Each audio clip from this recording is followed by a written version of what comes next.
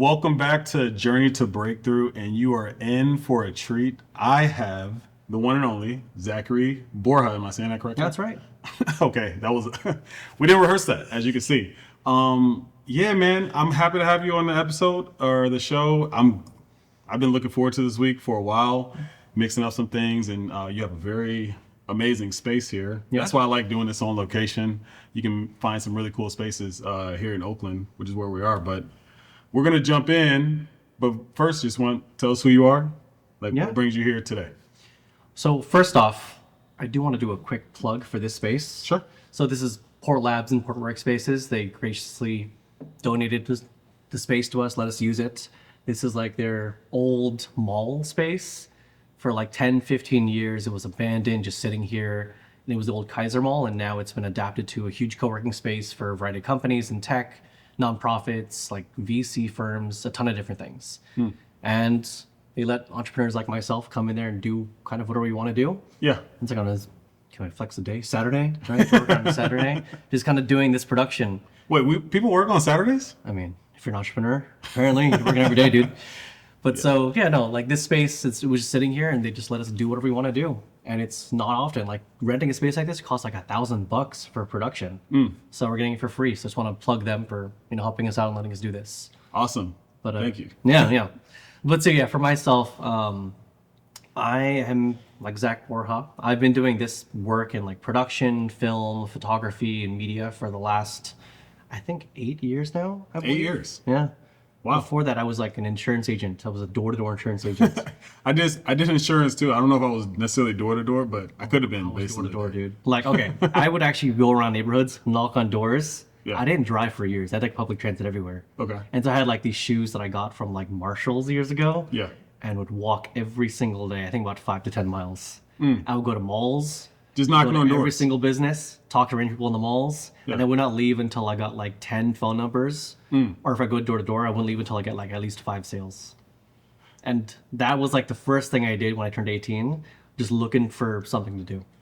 I gotta say, so I had my own bout with insurance sales as well, and I gotta say, like, this is really a very special proving ground for a salesperson, right? Oh, yeah. Like, you have invaluable skills from facing fear on a daily basis. 'Cause that's what it is, right? Like, you walking up to strangers, malls, restaurants, every time you go out to eat, like, Oh, yeah. you're trying to get the waiters or waitresses' contact information. Oh, every time, yeah. Yeah. So it's a lot of breaking through like all this discomfort, right?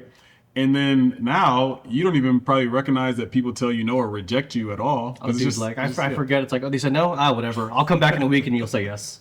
yeah. Yeah, and so like I don't know, it's taught me how to go and break through that, like you're saying, because in the beginning I was like an 18-year-old kid. I didn't know anything about finance or anything about the world. I was Right. just literally some kid. And the one conversation that really stuck in my mind was some guy was saying, "I run a business. Why would I listen to an 18-year-old kid?" I'm like, dude, I legit have no response to that. I do not know, but I know at least 10 people who I work with every day who are richer than you and smarter than you and can make you a lot more money. And so that guy ended up becoming a client after I connected him to my boss, and he ended up putting in like $1,000 a month with no policy. That's crazy. And that I got like 60% commission off that. So it was a pretty damn good deal for me. Yeah, it was pretty good. Yeah. But so like that was the first thing I did for like about 4 years. Okay. And then I was still in college. I was studying physics at the time, being a nerd and trying to go and like learn more about like different sciences. Yeah. But after a while, I realized science and all this technology work I'm doing is really good, but it's not going to make me the money I would like to do and the freedom I'd like to do. Okay. Because I did an internship at a lab, I got to go and meet engineers and scientists, and it felt pretty cool. But I was also the most annoying person there because Yeah. I was talking way too much and trying to go and do things constantly. And I was like, I'm not fit for this space or this vibe. Yeah. So I left that and went to entrepreneurship. I learned from some business teachers over at the college, which was Chabot College, and they were just awesome people. And after meeting them and hearing about the work they do every single day, of like just working, grinding away, meeting people, starting conversations, pitching ideas, Right. it seemed so chaotic, but so fun. Yeah. And so I just jumped ahead and started a marketing firm. We did SEO work. Okay. And so all the leads I got from insurance, I was like pitching, hey, your website honestly sucks. I can help you out. And so I went and like worked on a bunch of websites and just revamped it from that point on. I did that agency for about 2 years with some dudes from college. And eventually I moved into education where I worked on like thousands of kids over about 3 years on entrepreneurship and innovation, getting to work on technologies with like drones, doing things with computers, all sorts of different softwares, and having them create businesses out of it, and having them sell it to governments and other businesses. And one of our classes was, we're going to teach you how to sell, and I'm going to make you call people in your local city. You're going to sit down and cold call them. Yeah. And I had them call for about 3 hours straight and try to set up meetings. And the first round of them, these are all like 16 to 18-year-old kids.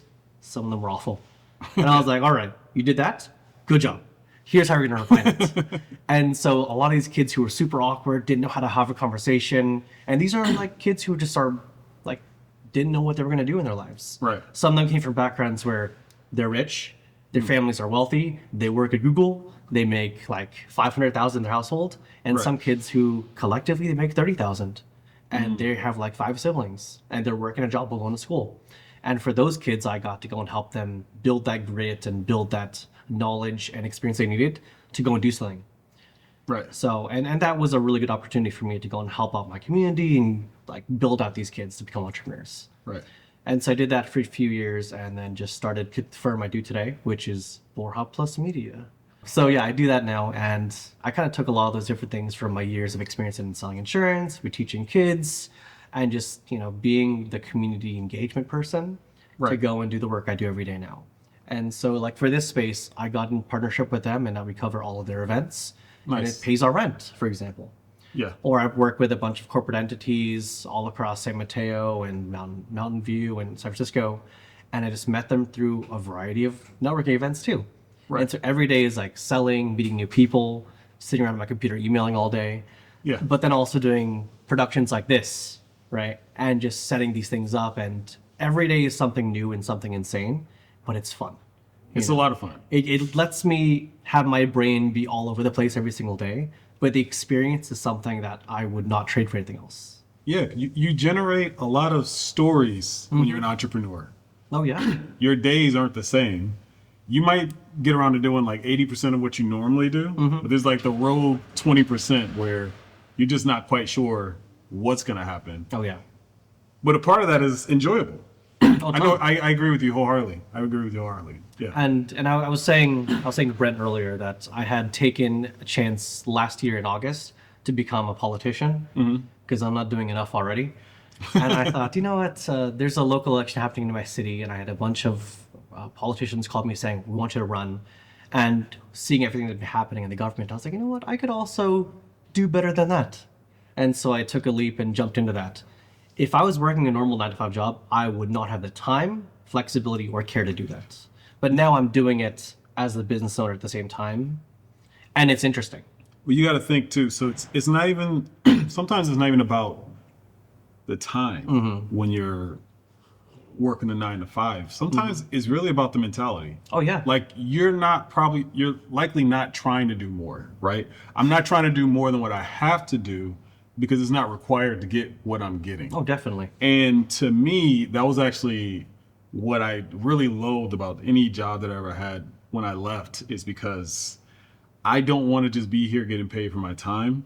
I want to be challenged during the time that I'm here. I need to be moving forward. Yeah. You know, it can't just be, like time is precious. And I'm very time sensitive. The older I get. Oh, 100%. Way, right? And so like I have to make the best use of my time. So I agree with you on that, for sure. Well, funny, the last job I had after education and before, while I was starting my entrepreneurship journey to like what I'm doing now, I worked in an apartment complex as a leasing agent. I was just selling to people. We hit 90% occupancy rate, and the last 2% were just rooms that are under construction. And so I had nothing to do all day. And I was always like, hey boss, can I build relationships with our like tenants? Can I organize events? Can I do something fun? And he's always, no, it's not your job. Don't even bother doing that. And I'm like, so you want me to sit here and do nothing all day? You're paying me all day to do nothing. And it's like, yeah, just do that. And I'm like, this sucks. Why would I want to go do nothing all day? My coworkers were happy. They were like, bro, shut up. You're messing it up for them. Chill here, yeah. You're And messing it up for them. Exactly. And like I just can't do that. It just feels wrong, you know. And so I started building my business in the back room the whole time with my laptop because what else am I gonna do? Yeah, apparently they will pay you to do nothing. Pay me to build my Dude, they're business. paying me to build a business, exactly. Yeah, And I go out the food truck and talk to the guy who's like selling the food. I'm like, hey, bro, you need photos for like your chicken right there? Like, why not, dude? Just give me a free case of the food and I'll shoot it right now. And have my gear and just start shooting the food and just like giving it to him. That's really good. That's really good. You know what comes to mind when I'm thinking about that? Like the entrepreneurial spirit is in you. I mean, it either is or it isn't. I think it can be learned. So I'm not going to say there's like a nature versus nurture type of thing. But I do believe some people have it more like it's pulling at you to where I can't just go along to get along. I have to forge a path or even just embark on a business venture of some sort because I should be in control. I actually told a friend of mine that. He was like, oh man, like he never liked his job. I was like, hey, you always telling me how you could do a better job than, you know, the owners of the company. He's like, yeah. I was like, you should just own your own company. Exactly. Yeah. At this point, like when you reach that ceiling, if you're wondering, because this is Journey to Breakthrough, right? So if you're wondering, like, does it make sense for me to get into business? If you think you can do a better job than the person that you're answering to on a day-to-day basis at your job, Then do it. you might be able to own your own business someday. So, and like, it's interesting because I've been talking to so many business owners recently, and I enjoy what I do, but even doing this every day kind of gets me feeling burnt out. And so I have been just talking to business owners, talking about what their issues are, what their problems are, and what's their future. Okay. And with so many of them, I've been hearing so many potential for ideas that I could jump into. Okay. Like with one who's a cafe owner who's going to buy out the franchise itself, the entire franchise brand. Yeah. And I was like, dude, that's a really good idea. You should, because it's failing and you have good ideas for fixing it. Have you thought about doing stuff for catering and events? He's like, yeah, but I don't know who wants to lead it. I'm like, I work in events, bro. You want to like have a partnership with me? And so I've just been sitting down with him, throwing a ton of ideas. We got papers all over the table of like the plans, the business plan, the marketing plan, and everything. Yeah. And I'm still trying to sell my business to him while also creating a business with him. For sure. And back to your point about like nature versus nurture, because I worked in education, I know for sure, I have realized that it's part of the nurturing, I'd say, or I guess it's the nature, the outside building inwards. I've noticed people who have been going through a lot of hardship are also the ones who want to go and see a way to get out of that.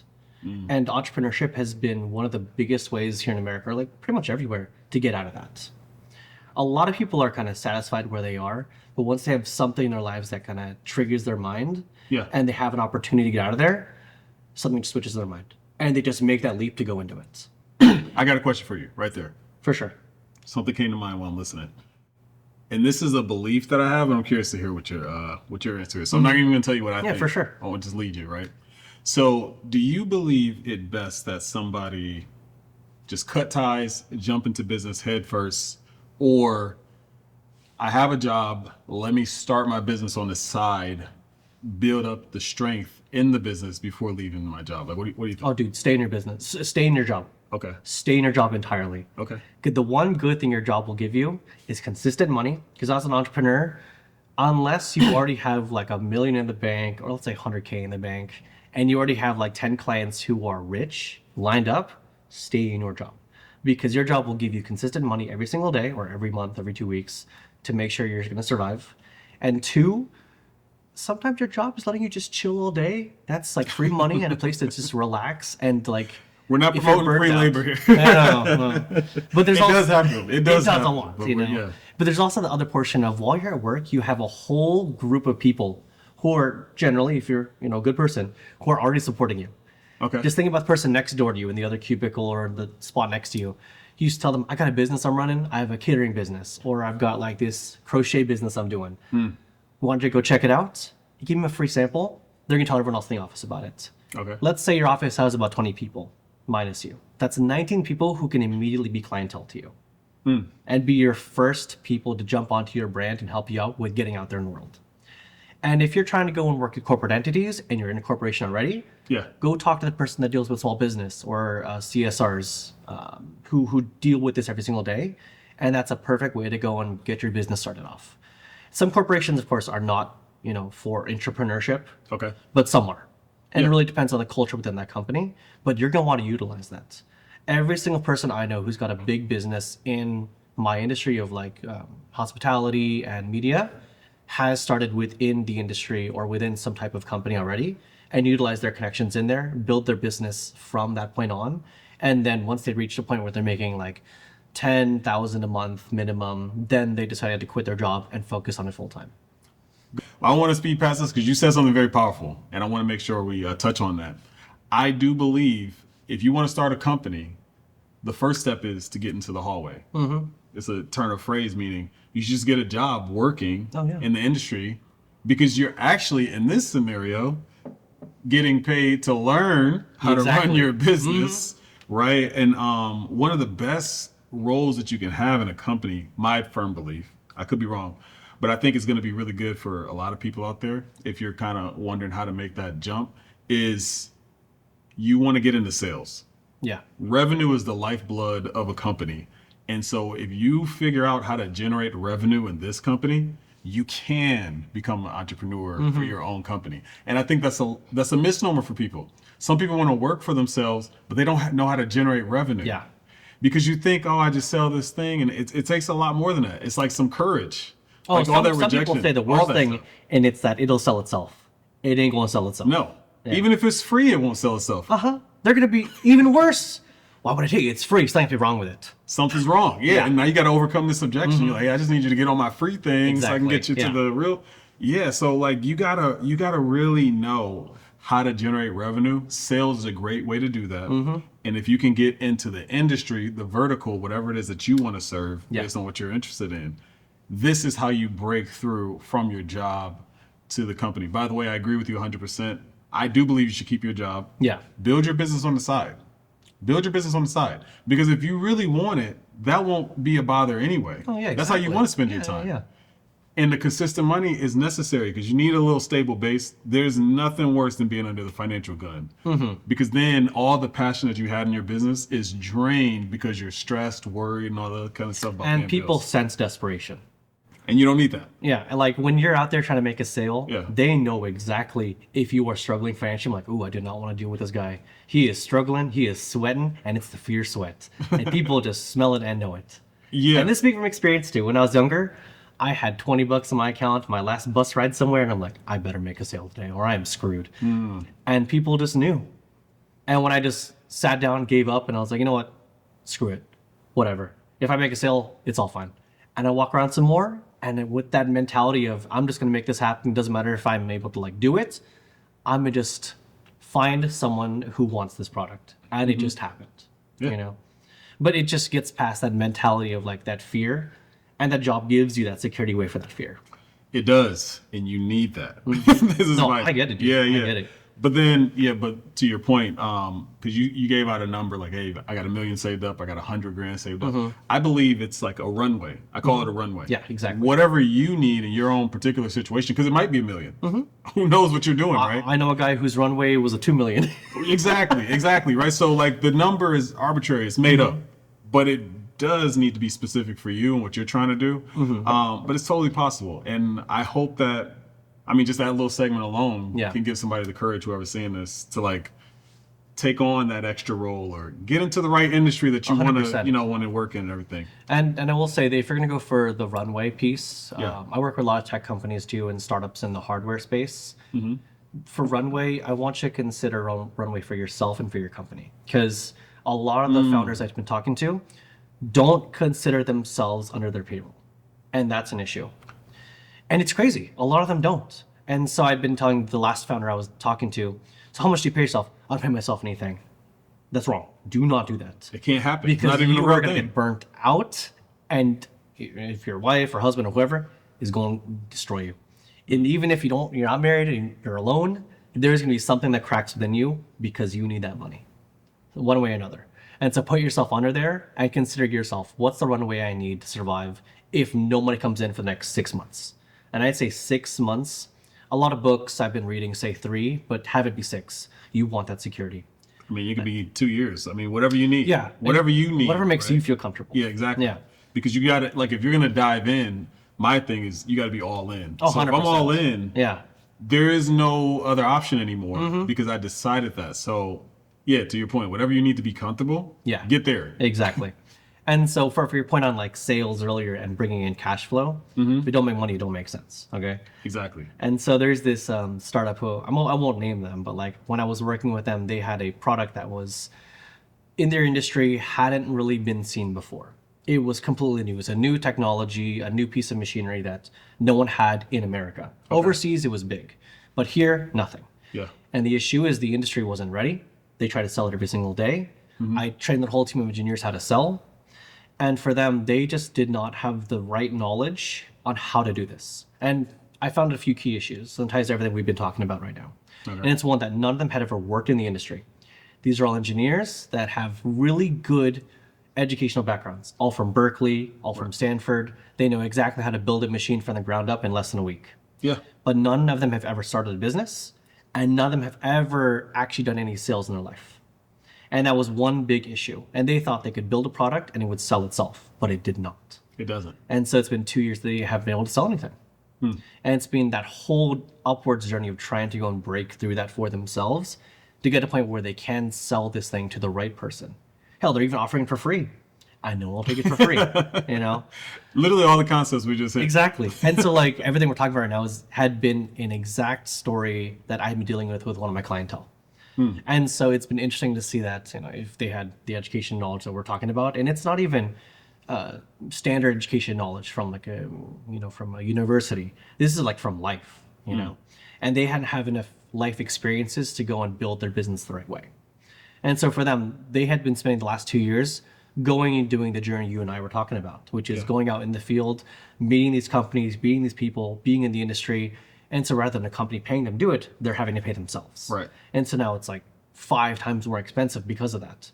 And so I'm only saying this because it's a complete opposite to ourselves, right? Yeah. We work in our industries, someone's paying us to go and do that growth on our own.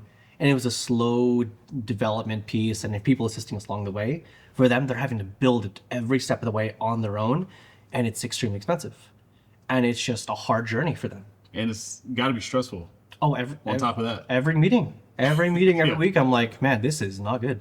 No. And so it's just like interesting to see that from our perspective, like coming from within an industry and growing that way versus growing outside of it, trying to break into the industry from Absolutely. literally nothing. Absolutely. And you know what?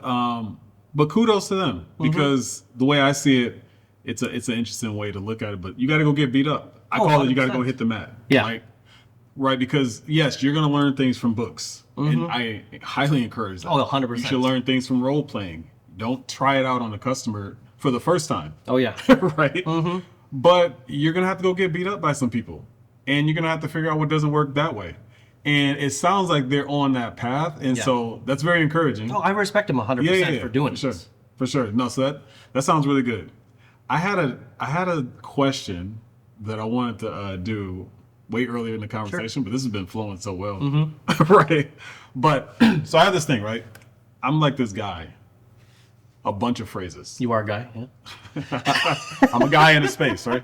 No, I got a bunch of phrases that I use on a daily, like day-to-day basis. I call them like my guiding stars, right? And so I thought to myself, I was like, you know what? I'll go on the podcast. I'll say a phrase to somebody, and let me just see what that triggers for them. Sure. So for you ready? Okay. Anything worth doing is worth doing every day. And anything that you do every day, you ought to have a system for. What does that bring? What does that do for you? Well, my business, I feel like I've got a point where it's worth doing every single day, you know? And Hence Saturday, we're here. dude, for real. Like, I think everything in my life, I had been doing that transition too, because I've been working my jobs, and I was like, this is so just dull to me, you know? It was draining, and I could feel myself just getting stuck going through a hole, right? Okay. And I didn't want to do that. I didn't want to get stuck in that hole. And because I could feel myself stagnating. And now that I'm in the place where I'm an entrepreneur doing my own thing, I'm doing a lot of stuff every single day that's just different and crazy, but I feel happy. It's chaotic, and no normal person would ever want to do this. And my girlfriend don't want to do this. My assistant definitely don't want to do this. But myself, I feel happy going through the chaos. and I would gladly do it every single day. And I think that's true. You're saying like something worth doing is worth doing every single day, right? I think so. You know, and a lot of people who are happy, I've noticed, like really enjoy what they do every single day. There's this phrase I had seen, you know, Simon Sinek? No. He has this set of questions, I think it's 5 of them, that if you're able to answer these questions, you're able to identify if this person is happy or not. You have to ask them, who are you? Okay. What do you do? Who you do it for? What is the impact your work has on them? And I forgot the last 5th one. But for myself... That's probably the ringer. I know, literally. That's the issue. That's the key to victory right I there. have it written down somewhere because it was super important, right? No, it's all good. But I just have that. It's like everything I do every single day definitely has an impact on the people I'm working with. Like those people I was talking to the last company, those people feel lost. They're struggling through their journey. I'm there as kind of like a guiding light in the darkness to kind of move them forward. And so like my company, for them to answer those questions, we're there to guide them to the right direction, to make sure that they're having a positive income so that they feel like the work that they're doing every single day is actually validated. And that they're having a real impact on the industry they're trying to break into. Okay. And so I feel happy because I feel like my work has impact. And when I meet with my team, like every once a year, we have like a kind of a strategic plan we do. Yeah. And I ask them the same kind of questions on like a Miro board, right? And have them say the scoring system. Do you feel like the work we do has a good impact on society, the world, our clientele? How impactful does this work feel for you?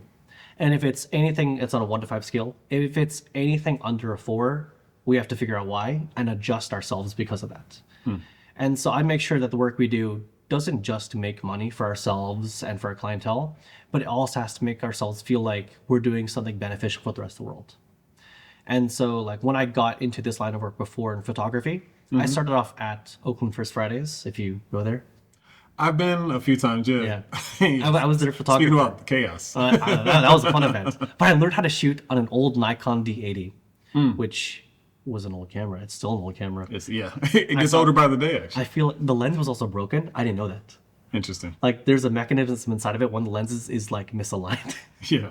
But it came out some cool shots, and I learned how to shoot some really good pieces from that. But when I first did that, I got to learn to love the work I do, because I got to meet so many interesting people, hear their stories, show off the work they're doing, show off the products and like services they're offering, and it made me feel good because I was helping out people who are in need, but people who are also doing something awesome, and show off their work to the world and share the message to everyone else. And so doing that every single day makes me feel really, really good. And I would say awesome, makes me feel awesome. Yeah. And my team, it's also making sure that the work that I'm doing and the feeling I'm feeling is also in their minds too. Right. And so it's like every day as a business owner, it's making sure that my team is like feeling what I'm feeling, right? And making sure that we're on the same page, we're having the same vision, having the same mission every single day. Now, what was the second part of your question? I was just rambling, bro. The second part of your you touched it. You touched it because the quote is, anything worth doing is worth doing every day. Yep. And anything that you do every day, you ought to have a system for. Oh, and the system part, bro. Like for example, like setting up all this gear right here. Yeah. I don't know how to set up about like 20% of it. Oh. If I were to go and do a shoot for you and take all this gear with me without you being there, it would take me forever to set this up, you know? And so one thing I've been doing since the start of the year is systematizing every piece of my business and trying to figure out a way to automate it too. Because, you know, AI is in every single industry nowadays and it's kind of hard to avoid it. But it had me thinking too, how can I go and create something there I don't need to be there every single day? And if you can train an AI to do something, it means you'll train a human to do something. And I'm very much in favor of, you know, employing people, make sure they're paid fairly, and we just have people in the labor force doing the work every day. Right. And using AI is just a tool, not as a replacement. And so every day, I'm like, guys, document every single thing you do to make sure next time we do it, we don't need to think about it. We can just run it back every single time the same way. Write an email, you're going to save this as a template. go into an event and you need to bring all of our cameras, our lights, our gimbals. I want to write every single thing down so we have it in mind as a checklist. We don't ever forget anything. That's brilliant. Every single thing has to be documented. And it's just because that's the way it is. Humans are forgetful. That's how we are. We're not machines with like hard Human error. drives Yeah. every single time. Human error, like you can never get around human error without systems. Mm-hmm. And even then, There's a quote, to even be then. human is to err. Like that's, I forgot who wrote that, but that's an actual straight thing. It's like, we're going to make errors and that's how we are. yeah, and your best combat to that. So, I mean, that's two key things right there. This is why I'm like huge on systems. Yeah, personally. for sure. One, it'll reduce the amount of human error that exists. Mm-hmm. It naturally exists in everything that we do. But two, it creates something that's duplicatable. Oh, yeah. Because now I am not the only person that knows what needs to come to this shoot. We can all collectively know that. I can actually, move freely, faster, more efficiently because I created this system. Yeah. And they serve you so well. And the fact is, you live in a world of systems. Oh, yeah, 100%. Like the stop sign is to stop you from hitting somebody crossing the street. Yeah, exactly. Because it's a busy intersection. You But get we've what I'm all saying? learned these things because the system was in place. The system was already in place. Mm-hmm. And so if it's good for the greater good, it should be good for you. Yeah. Which goes back to my phrase, because we're tying it all together. Mm-hmm. Anything worth doing is worth doing every day. Anything you do every day, you ought to have a system for. Oh, yeah. And I'm happy to hear that you're actually developing that in your company, because this is also the ability to scale at that point. Yeah. Because once you become duplicatable, now we can expand, we can go further, faster, stronger. You know what I mean? And that's the thing too, like with our business in the service sector, just to go back, actually, well, let me look at it a different way. Sure. Product sector is easy. Ish, relatively, okay? It just costs a lot of money. You can go and mass manufacture this chessboard and all these pieces, even though these ones are off. I was gonna say, Look at this, man. This is like... I know. I was trying not to draw any attention. We were supposed to be playing chess during this whole thing. I'll make my first move. Well, then. black doesn't go first. Well, then go ahead. So I guess you. Go ahead, bro. Go on. You're not. Yeah. So what were you were saying? You can manufacture. You can manufacture these chess pieces, right? Sure. You can go and have a factory, hopefully in America because it's cheaper now, and go send this out. And you can have 10,000 chessboards all ready to go on the production line and send them out to toy stores across the whole country. Mm-hmm. That's your system. That is solid. Now, each store will sell those chessboards and pieces at a set price, and you will just get a royalty or on the price on whatever was on manufacturing. When it comes to services, you cannot mass manufacture Brent and send you out to every single location across the country. We have not. The world's not done ready for cloning another for that. meeting, by the way. Just 10,000 of you, we're dead. But so we can't do that, right? And so it's a lot harder, and very few companies, since I work in the like VC sector too, with like for-profits and non-profits, very few of them ever invest in services because of that. It's very hard to duplicate that same quality every single time because there's way too much human error. If you want to go and do like a video or photo shoot and have it be the same look every single time, you need to have a damn good system that is duplicatable to the T every single time.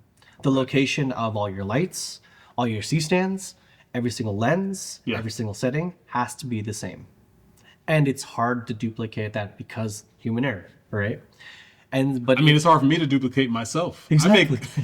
Trust me, there's something that's going on right now that I missed. I'm sure. I know, yeah, It me happens too. all the time. Yeah. I do my shoots all the time. I forgot my flash trigger at an event like 2 shoots ago.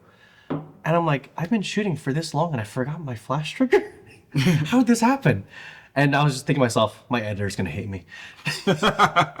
And so that's the issue with like service industry. It's so hard to duplicate because services are hard to systematize perfectly every single time. Yeah. And so if you can systematize any part of your business in that area, it'll make the whole process so much smoother. And so for myself, I'm trying to systematize at least the before and the end of my projects, which is the initial sales portion of how do we get from lead to close. Okay. That one you can systematize because of like HubSpot or Salesforce, and all these systems allow you to copyright and send out documentation like automatically. And that one, easy peasy. Like that one, human error is like super, super minimal. And then when you actually get to like the project itself, That's where you have the problems, or everything runs smooth. At the very end, the follow-up and sending of the materials out to the client, systematized, using a website, downloadable system, no problem at all. And so it's just how do you get that middle portion cleared up every single time? But, like everything else is taken care of. So 50% of the project, easy peasy. Yeah. Machine, done. Or me just reviewing it for like Q&A or what's it? Like quality control, no problem. Yeah, no, for sure. It's a strategy. It's a strategy. So I was actually talking to my dad about this. It's my turn. I was talking to my dad about this. I was on a walk today, and I was like, I mean, somebody can hustle all day, but eventually you got to strap some strategy to your hustle. Yeah, man. Because you are going to go nowhere fast. Or if you go somewhere fast, you don't even know how you got there. It's not going to be easily duplicatable. Going back to that. So, no, that's very, very astute observation. I do have a question that I want to ask you. Sure. I ask everybody that comes on to the podcast this question. And it is, what is your strength and how can we make it ours? Now, before you answer that, the ideal person watching this, they might be a business owner themselves.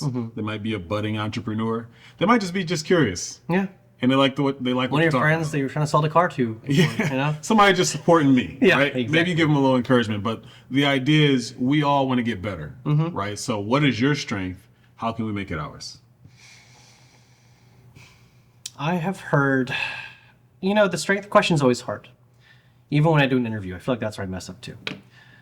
One thing I had noticed, just had to go do that real quick, is that I thought I had a specific set of skills in a specific area, which I thought was strategy for the longest time. So you might defeat me today. But then after going to all these events and meeting people every single day and hearing why people choose us instead of our competition, I heard it's because they enjoy working with us and we have the personality that just stands out, right? And I had thought you can't really duplicate personality, but you can be a damn good actor. Like my assistant, for example, he's got a personality that I would have if I was a multi international corporation, I would have this guy at the front desk. Wait, you're not? What? Yeah, I'm just kidding. Surprise, actually, bro. Just trying to keep it down low, okay? This building's actually mine. The deception. No, just kidding. See my brand in the front of the building here? Yeah. But no, so he would definitely be the guy at the front desk because he would not take anything from anyone. Okay. He is like stereotypically that dude at front desk. Oh, you have an appointment? Sorry, get out of my building. And that right there, that personality, I was like, I don't know about this dude being in my sales. But it's been very good to have him in my sales because a lot of my clientele like that personality. And so it's been interesting that a lot of people go to us because they just like our personality and how we communicate with our clientele. They like our customer service. And of course, our work is a big piece too, obviously. But it's just, eventually you got to do a good job. I know, for real. I can only sell like snake oil for the longest time, right? But no, it's been interesting that people just like the personality and how you come around engaging with them. And for many people I'd been meeting for the longest time, and I'd been a judgmental person, everybody is to a degree. I had seen a lot of people whose work was atrocious. And I was like, how are these get out there in the world? But I met them, and they're really good people. And I was like, dang, their personality is the only reason they're selling. I could do better than this. And so I'd seen that as we go further and further in business, it was more about relationships more than anything else. So many people out there are just mediocre, but the fact they're able to systematize, the way they do customer service, the way they engage their clientele, they were able to go and make themselves stand out because they were better than the rest in just those conversations and just each and every interaction. And when I did brand work for a while at another agency before, I had seen that every single interaction you have with somebody builds your brand. When you're setting up for a shoot, if you accidentally drop something, boom, that's like minus 10 points to the brand for your company in that person's mind, subconsciously, automatically. Right. When you're engaging with somebody, every single minute you spend not replying to that person, minus 5 points, minus 5 points, minus 5 points. Sure. And so you need to go and mitigate those things as quickly as possible. And this is duplicatable to every single person. You can learn how to be a good person in customer service easily. And for those people who are in retail, because like retail is, I'd say, hard to get out of and switch into be an entrepreneur. If you're in like a desk work, white collar job, it's easy to become an entrepreneur. You have the time and you have the quality connections that have money. If you're in retail, it's a lot harder because your connections aren't to that level. But you have the customer service face. And I know every single person that works at a restaurant, they're like, oh, thanks for your order. Anything else? No? Okay. They turn around. They are not happy, bro. They're frowning immediately. But they have that face to deal with their customers and be nice to them. And that right there is something that you can train anybody. And I'd say that's one thing that even when I was teaching the kids, learn how to build that. Because anyone can build your drone, anyone can build your machine, anyone can learn how to shoot a camera well or not well. But how you interact with your clientele is one of the strongest things that I've learned over the years, that you have to learn to refine that. Yeah, no, true. That's the if you ever heard this phrase, but people don't always remember what you said, but they do remember how you made them feel, right? So like who you are and how you show up, it does matter. 100%. And one thing that I will say is don't do things that you have to like apologize for, right? Pretty simple. Not everybody lives this way though. Like I literally avoid doing things where, oh, I'm sorry about that, or I'm sorry about being late, or you know, whatever. Just call me out earlier, huh? Oh, well, wow. No, that's funny. But the idea is if you never move in that way, you're actually just rubbing people the right way all the time. Exactly. Just being normal. Like you don't even have to be superior to anything. Oh, exactly. Just be normal, good person, and you immediately put yourself ahead of a lot of people, which is surprising because it is. Because when you operate on this frequency, you only attract good people. So you're like, there's a lot of good people out here. I mean, you know. Well, no, I'm agreeing with you. That's not like right. No, exactly, right. But it's like you feel that way because that's who's on your frequency. But the problem is when I go to the local store and I'm trying to find a suit jacket, and then I ask this person whatever, and if I'm getting attitude, like your customers, your clients, they're getting that all day. Don't let them get that from you. You get what I'm saying? And like, so when they come to you, they know, oh, okay, this is going to be a great experience. If nothing else, that matters. So you're spot on. That's a very good point. That's a very good point. When I go to the dealership and I see Brent and he shakes my hand and he's like, you know what are you looking for today? I'm gonna be good hands. Yeah, you know what? When I was selling cars, whoever came to me, they were in good hands for sure. At least I thought so. And that's the funny thing. Like every time you go to a business, it's like the product can be so mid, but if you just have like a good person that are talking to you, it just makes the whole experience so much better. It even excuses the product being bad. You're like, this person's just working here. They don't have any control over it. Let me give them a good tip at least. Yeah, it's it's funny because like there's a lot of products out there that aren't world class and they're not even trying to be. I'm thinking about Denny's, dude. Wow, I was gonna the Denny's waitress who's like, sorry, your food's a little underdone, but like I know I can talk to the chef. And it's like, no, just I feel bad for you. Just don't bother. You know, I'll give you a good tip. Just sorry. You know, like you did something wrong all of a sudden, right? But it's just the human connection that we're all just trying to, build with each other, and no one wants to be on like the negative side of it. Absolutely. So. Anyways, that's a bit of a tangent on your question there. Yeah. No, it's good. It's good. In fact, I mean, I think we covered quite a bit. I'm very, again, I was excited about this conversation. I knew it was going to be a good one. And then we were talking before, if you're watching this at home, we're like, hey, is there any scripted questions? I'm like, no. There's like one or two questions that I had, but like a lot of it's just a good flow. So no, I really appreciate you coming on the podcast. Appreciate it. And what's the future of your podcast, actually? I'll ask you one question before we close this up. The future of my podcast. Yeah. What's your plans? I think I'm gonna have Obama. No, I'm just kidding. Dude, Between Two Ferns, you seen that thing? Oh, you're gonna look that up later on. Okay. Yeah, that's an interesting podcast. Oh, I got you.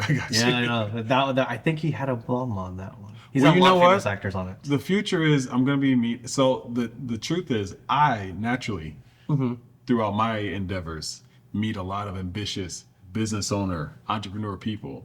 And so I'm like, I'm going to start a podcast. I'm going to talk to all the people I know because they are special people. This gives you a platform to kind of express that. So I got a lot of cool, like heavy hitters Nice. coming on this podcast. I'm glad to say that you're one of them as well. But no, the future is bright. Good. And I believe it makes sense that maybe there could be some repeat episodes, so to speak. But hey, what's going on now? How are things going now? Like since we last spoke with you, and because if you hit some pay dirt or some breakthroughs, the journey to breakthrough would like to talk to you about it. So no, but the future's bright. I will say the future's definitely bright. Solid. I have a few things in mind that for this space that we could collaborate on. I've been talking to the management here about opening a podcast space, so could have a future studio for the whole podcast. Man. It could be. It could be. If it's gonna look as good as this scene looks today, then It's pretty awesome. that'd be awesome. Well, before we go, why don't you let everybody know where they can find you? Sure. And that way, you know, they can last continue plug? to follow Yeah, you. for sure. Last plug for you. So once again, I'm Zach Borja. My business is Borja Plus Media. We're once again a photography and video service. We primarily do events, portraits, just random assortment of media to go make sure you look your best in any scenario possible. You can find us on Instagram, X/Twitter, whatever we're going to go for. Facebook, LinkedIn, just Borja Plus. You can also reach me out at ZacharyB@BorjaPlus.com or 510-746-6886. Call, text, email, fax, send a pigeon. It's up to you, man. You can reach me anytime, anywhere. Hey, a true salesperson will give you their phone number on the podcast. Dude, for real. Hey, somebody asked me. I told somebody they were like, "Hey, people call me all the time. Hey, Brent, can I share your phone number with so and so?" Whatever. I was like, one, yes. Two, you never have to ask me that. What are you talking about? Just send it. I was like, people can't get in touch with me if they don't have my phone Exactly. number. I need them to have my phone number. Dude, if someone doesn't have a phone number, I'm like, fuck. It's not a done deal. It's not going to happen. If I have a phone number, I will call you until you say, leave me alone. Because I have learned that if you say no, it just means possibly. When you say, don't call me anymore, I'm done. I am done. No, I'm done. Hey, you're talking to former insurance agents, so I can make sure you are. I would tell everybody when I was training people, I don't know if you can include this one, I can sell crack to a priest. So I can make anything happen, any deal, no matter what. Send me in to negotiate and close that damn deal. Yeah, no, for sure. Again, man, this was awesome. Thanks, man. I appreciate it. you being on the show. Yeah. And we'll see you guys next time. See you later.